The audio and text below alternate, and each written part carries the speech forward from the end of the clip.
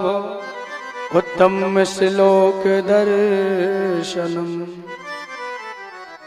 सुदामा जी कहते हैं मेरे जीवन का परम लाभ है कि आज मुझे भगवान का दर्शन होगा।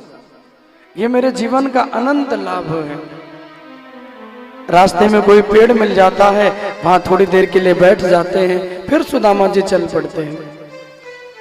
बड़ी दूर निकल गए सुदामा जी, एक नदी आई, नदी को पार कर लें तो द्वारिका में पहुंच जाए। नदी के किनारे नाव खड़ी है, लेकिन कोई नाव को चलाने वाला नहीं है। वहां कोई नाविक नहीं है, और जब कोई नाविक नहीं है तो उस नाव वाले के रूप में भगवान स्वयं आके पहुंच गए। भगवान कहते नाव चलाना बंद नहीं करना है, हम स्वयं बनेंगे नाविक और अपने भक्त को इस नदी से पार करेंगे।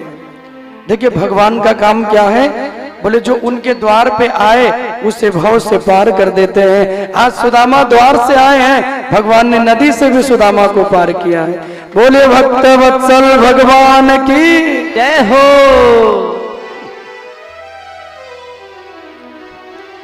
आज सुदामा ने नदी से भी पार किया, और जब पार हो गए और द्वारिका में पहुंचे, बहुत ही सुंदर सुंदर महल बने हैं। ऐसे लगा मानो स्वर्ग में आ गए हो, इतने सुंदर महल हैं। और द्वारिका नगरी कितनी पावन है। कभी गए हैं द्वारिकाधीश का दर्शन करने की नहीं? कभी आइए द्वारिका में, भगवान का दर्शन करिए। बहुत सुंदर छटा, नदी को पार किए और द्वारिकापुरी में सुदामा पहुंच गए।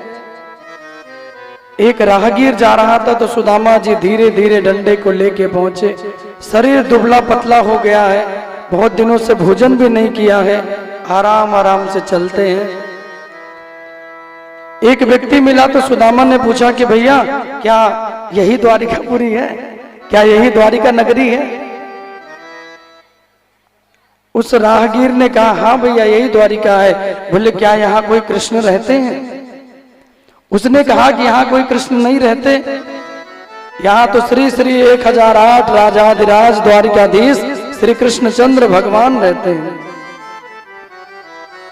सुदामा जी ने कहा अरे राम राम राम, बताओ हमारे साथ भोजन करते थे, मेरे साथ खेलते थे, आज इतने बड़े हो गए कि आस्था पे काम करने लगे। और क्या बात है, जोरदार तालियां हो जाए। वाह वाह वाह वाह, अद्भुत अद्भुत, आसम, अमेजिंग, क्या बात है। इतने सुंदर स्वरूप को आज तक मैंने कथा में नहीं देखा था। जोरदार तालियां हो जाए सुदामा जी के लिए, क्या बात है। उस भाव में डूबकर सुदामा आज भगवान से मिलन की इच्छा लेके जा रहे हैं। और उस सुंदर इच्छा को लेके सुदामा जी राहगीर से कहते हैं भैया क्या यही द्वारिका है? लोगों से पूछते हैं, मान लीजिए कि भैया हमारे राहगीर हैं, इनसे पूछ लीजिए भैया क्या यही द्वारिका नगरी है? अरे राम राम, क्या यही द्वारिकापुरी है? राहगीर ने कहा हाँ भैया यही द्वारिका है। बोले हमें कृष्ण से मिलना है। बोले ये द्वारपाल खड़े हैं, इन द्वारपालों से पूछिए क्या यहाँ कृष्ण रहते हैं? इन दोनों द्वारपालों से पूछिए। हाँ ऐसे हो जाइए, और घूमिए। इन दोनों द्वारपालों से पूछिए क्या यहाँ कृष्ण रहते हैं? सुदामा जी गए द्वारपालों के पास, कहते हैं भैया क्या यहाँ कृष्ण रहते हैं? द्वारपालों ने कहा अरे ओ ब्राह्मण कौन है तू, कैसे चला रहा है? और धक्का दिया, सुदामा जी गिर गए। द्वारपालों को नहीं लगता कि ये कौन है, सुदामा की विशेषता को जान नहीं पाया। द्वारपाल को क्या पता कि जब अभी मिलेंगे तो फिर बाद में।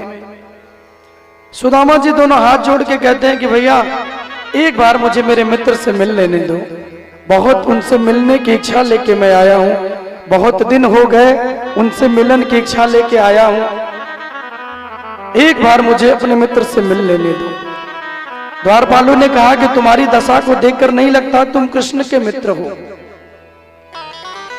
शीश पगा न झगा तन में प्रभु, और जाने को आही बसई के ही गामा, धोती फटी सी लटी दुपटी उरु, अपाय उपा नहीं की नहीं सामा, द्वारे खड़े दूजे दुर्बल एक, अरे हो चकित शुभ सुधाया धीरामा, और पूछत दीन दयाल को नाम, बतावत आपन नाम सुदामा।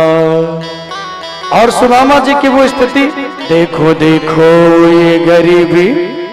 ये गरीबी का कृष्ण के दर पे विश्वास लेके आया हूँ, मेरे बचपन का यार है मेरा श्याम, यही सोच कर मैं आस लेके आया हूँ। और दोनों हाथ ऊपर कीजिए, मीठी मीठी तालियां बजाते हुए।